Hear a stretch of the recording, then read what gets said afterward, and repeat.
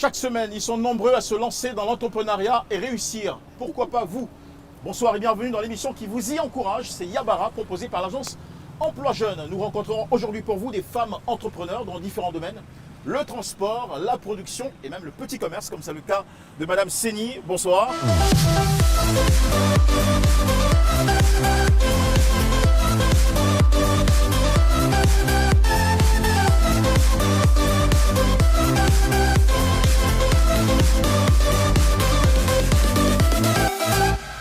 Bonsoir, monsieur. Comment allez-vous, Madame Seni? Très bien, Ça se passe bien ici? très bien. Vous êtes vendeuse de fruits depuis 3 ans maintenant, ici même en plein cœur du quartier des Vallons, à Cocody. Oui. Alors parlez-moi un peu de votre activité. Vous proposez quoi aux clients qui viennent vous voir? Bon, souvent, en fait, il y a les ananas là, qu'on les appelle la cayenne. D'accord. Voilà, les clients préfèrent ça beaucoup. Ok. Pourquoi Puisque- à cause du goût Oui, et puis c'est naturel. D'accord. Voilà. Donc, bon, un peu de mangue. Comme c'est la saison des mangues, ça a commencé. Voilà, Ce sont les fruits clients de saison. Voilà, Ça et puis aussi, il y a des clémentines aussi, les oranges marocaines. Très, là. très savoureuse. Voilà, il y a ça Je vois aussi que vous proposez du fruit, du jus Oui, de j'y fruits vais, oui, naturel. oui. Jus d'orange, ananas et pamplemousse. Tout pressé sur place. Oui. D'accord. Est-ce que ce business vous rapporte de l'argent? Oui. Enfin, suffisamment? Oui, suffisamment. Ah tiens. Donc il y en a Oui, beaucoup dans le petit sac. Hein. En tout cas, vous êtes une femme très brave. Merci. Allez, on va découvrir ensemble une autre femme brave comme vous, qui elle s'est lancée dans le domaine du transport. On voit plusieurs véhicules qui circulent ici, véhicules de transport urbain. Et elle a été financée par le ministère du Transport à hauteur de 100 millions. Et c'est lancée dans l'aventure des taxis urbains. Elle a créé son entreprise Alléluia. Nous allons découvrir son histoire, son parcours. Et ça peut peut-être aussi inspirer d'autres femmes à faire comme vous. Braves femmes toujours sur le terrain. Allez, Seni, Oui. c'est maintenant, par ici, regardez.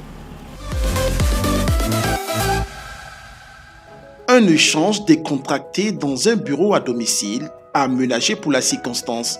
Nous sommes à Koumassi, 147 logements dans la famille d'Atrinidad.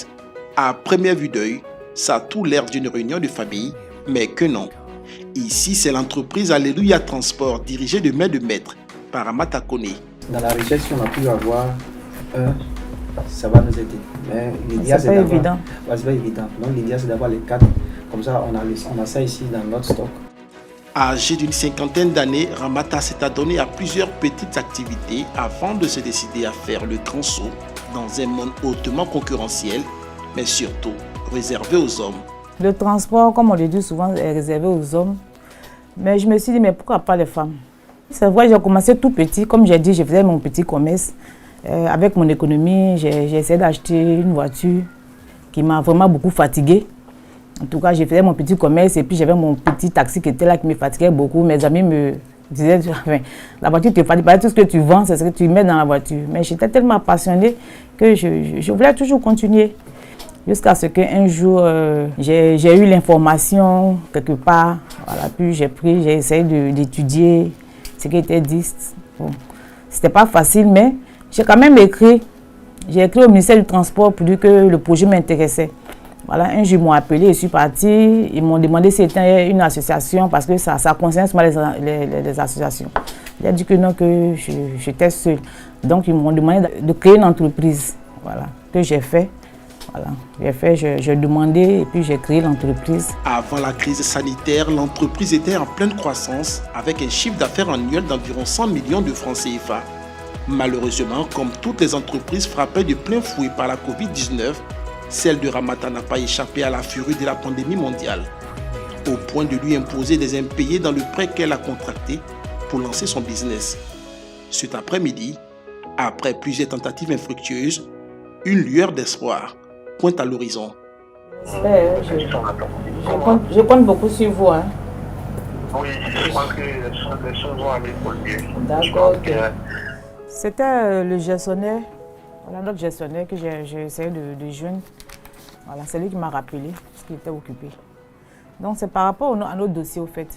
Parce que par rapport au problème que nous avons traversé par rapport au Covid là, voilà, on avait fait une lettre et puis une demande de rallongement de nos prêts. Voilà.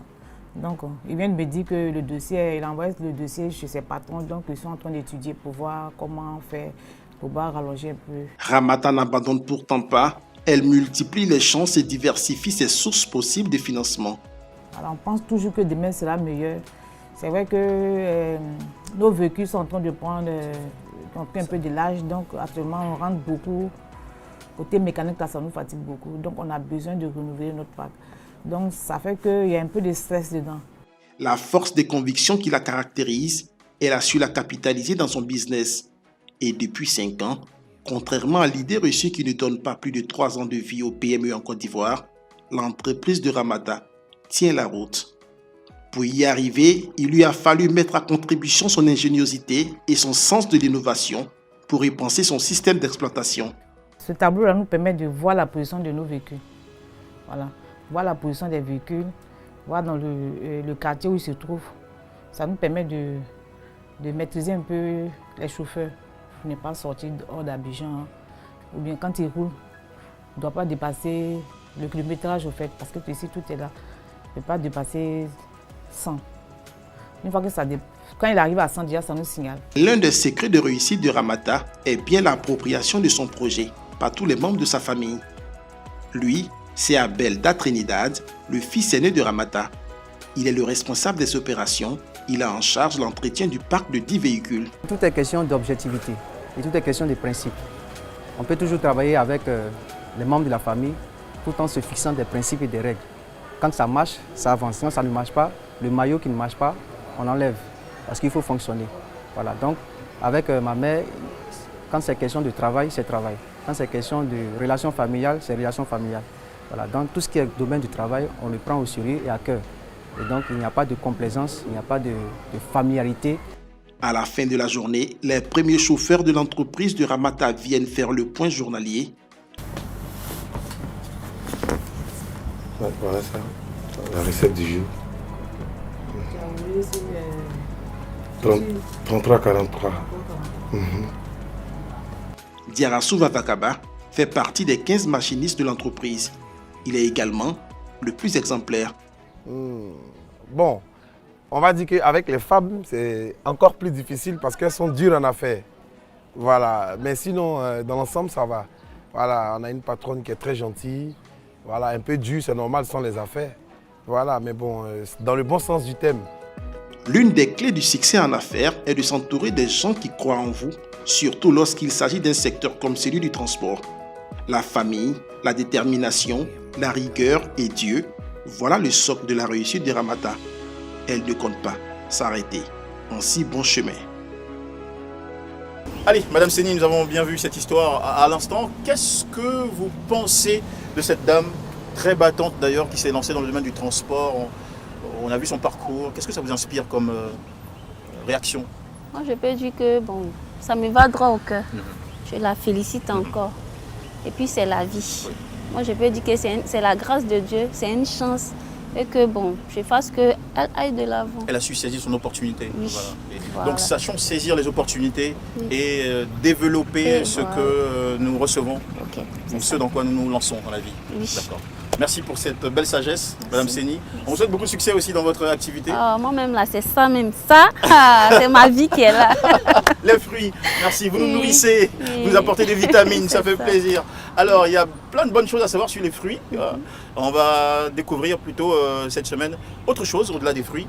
C'est là, et on vous dit merci pour votre temps. Et on espère passer par là, pourquoi pas, un de ces jours. Oui, il n'y a pas de problème. Merci beaucoup, Madame Seni. Le bon à savoir, c'est maintenant. L'agence Emploi Jeune, à travers les activités génératrices de revenus, AJR, vise à offrir un appui à la création des AJR aux groupes vulnérables et jeunes à risque porteurs d'une idée de projet. Population cible, les groupes vulnérables et jeunes à risque porteurs d'une idée de projet, les femmes rurales, les groupements et les coopératives. Conditions d'éligibilité au financement AJR, être de nationalité ivoirienne, être âgé de 18 ans au moins, et de 40 ans au plus à la date du dépôt, être porteur d'un projet collectif ou individuel dans l'agro-pastoral, avoir une connaissance théorique ou pratique dans l'activité projetée, résider dans la zone d'activité, être disponible et sans emploi, être porteur d'un plan d'affaires dont le coût n'excède pas 500 000 francs CFA pour les projets individuels et 8 900 000 francs CFA pour les projets des coopératives, en moyenne 20 personnes. Entretien exceptionnel cette semaine dans votre émission Yabara avec Madame Nepadro Farah, qui est directrice générale d'Artifice Production depuis 2011. Elle est ingénieure commerciale de formation, passionnée de cinéma. Elle est aujourd'hui productrice, scénariste et réalisatrice d'une série à succès, Manigance, dont on a apprécié la première saison qui comportait 26 épisodes et la deuxième est actuellement en coproduction avec la RTI, 52 épisodes. Madame Nepadro, bonsoir. Bonsoir. Merci d'être invitée et d'avoir accepté aussi cette invitation dans notre émission. Oui. Alors, vous étiez depuis le tout jeune âge, donc l'adolescence, très emballée par l'univers cinématographique. Comment cela se traduisait en réalité? Depuis que j'étais en cinquième, j'écrivais des scénarios. Bon, je n'étais pas encore scénariste, j'étais encore à l'école. Et alors, j'écrivais des scénarios, des histoires et tout. Et je me suis dit que quand je vais grandir un jour, je vais faire du cinéma. Mais bon, ce n'était pas, disons, ce que je voulais faire dans la vie. Mais je me suis dit qu'un jour, avec la passion que j'avais, je voulais faire du cinéma. Et c'est comme ça que tout a commencé. Et qu'est-ce qui excite ou nourrit votre imaginaire créatif en matière de rédaction de scénarii? Je peux dire que mon inspiration vient de Dieu, des aides supérieures, comme je suis beaucoup spirituelle. Et la spiritualité aussi fait partie de mes passions. Donc, je me dis que ça vient d'en haut. Est-ce que vous avez eu besoin à un moment donné de prendre une formation pour formaliser, disons, acquérir des techniques, un savoir-faire en matière d'écriture cinématographique, de réalisation? Non, pas en écriture, mais plutôt en réalisation. Voilà, j'ai pris des cours en ligne. Alors, Manigance, c'est quoi, pour l'essentiel, la trame de cette histoire qui a été, bien sûr, découpée en plusieurs épisodes? C'est une histoire qui parle de cacao, qui parle de vie de famille, qui parle aussi de luxure, de faits de société, de chasteté, de corruption et tout. En tout, c'est une histoire d'amour autour du cacao. Mais vous savez que le cinéma coûte cher. Effectivement. Vous êtes ingénieur commercial. D'où tirez-vous les ressources pour, disons, donner vie à cette passion que vous avez pour le cinéma et particulièrement à cette série-là? D'accord. Pour la saison 1, c'est vrai que j'avoue que c'est difficile en tant que réalisatrice, productrice ivoirienne d'avoir des financements pour pouvoir réaliser nos œuvres.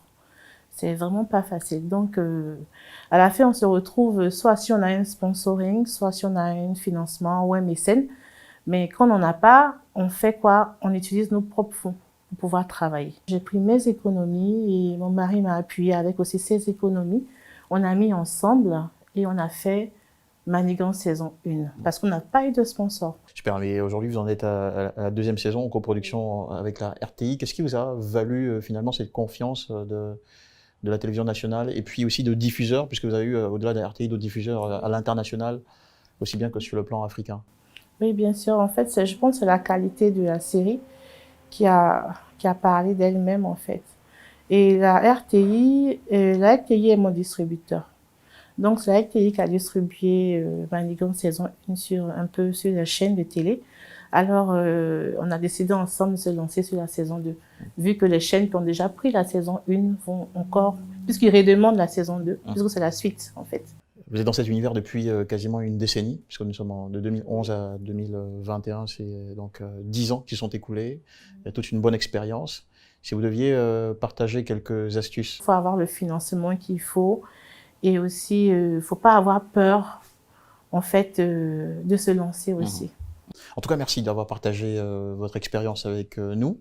C'était un vrai plaisir de vivre cette émission en votre compagnie, Madame Nepadro Farah, je rappelle, directrice générale d'Artifice Production. Vous restez avec nous, on va parler d'opportunités, puisque c'est important, avec tout de suite, mesdames et messieurs, ces lignes que nous avons prévues pour vous. L'agence Emploi Jeunes recrute pour ses entreprises partenaires les profils suivants. Promoteur terrain CDD, 200 postes. Niveau de formation 3e, âge 25 à 45 ans, sexe masculin, expérience professionnelle 1 an. Lieu de travail Abidjan. Date limite de candidature 30 avril 2021. Commercial CDD, 1 poste. Niveau de formation Bac+2, âge 25 à 40 ans, sexe féminin, expérience professionnelle 1 an. Lieu de travail Makori. Date limite de candidature 29 avril 2021. Stagiaire inspecteur commercial 30 postes. Niveau de formation Bac+2, sexe indifférent, expérience professionnelle 3 mois, lieu de travail Abidjan, date limite de candidature 18 avril 2021. Et voici qui nous amène au terme de cette émission que vous pouvez retrouver d'ailleurs sur nos différents comptes sociaux qui affichent en ce moment sur l'écran. C'était Yabara proposé par l'agence Emploi Jeune. La semaine prochaine à la même heure sur RTI1, d'autres histoires d'entrepreneurs vous attendent. Merci beaucoup à Madame Farah Nekpadro, ça a été un vrai bonheur. Et n'oubliez surtout pas, gardez-le en tête, l'entrepreneuriat c'est la liberté et la prospérité. À la semaine prochaine. Coupé.